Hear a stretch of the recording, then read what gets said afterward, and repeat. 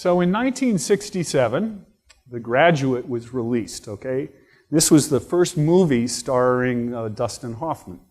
Okay, Dustin Hoffman was portraying a college graduate, graduated from Williams College, Benjamin Bratton, and he's coming home from California because he doesn't know what he's going to do, and he's at this cocktail party, and his father's business partner, a gentleman by the name of Mr. Robinson, pulls him aside by the pool and says, "Ben, what are you going to do?" And he says, "I don't know, I'm just going to spend the summer." He says, "Well, Ben, the future is plastics."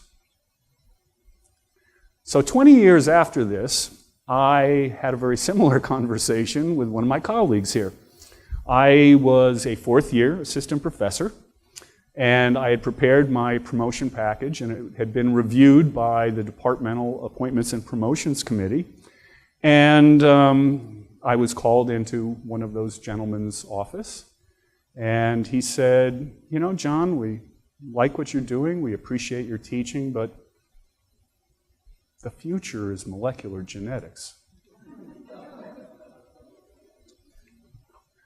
And so, you know, when you're still, you know, wet behind the ears, when one of your senior colleagues comes up and tells you you should change fields entirely and start doing something else, you begin to wonder. So I went back to my office and I dragged out a paper that actually was written.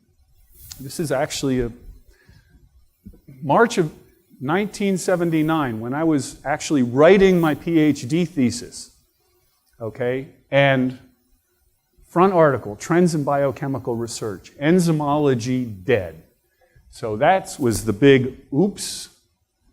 And, you know, every field suffers from its successes, okay? By 1979, there were a large number of technologies and techniques that could be applied to enzymes. Enzymes were fairly easy to purify, not by current standards, but, you know, generally you could do that.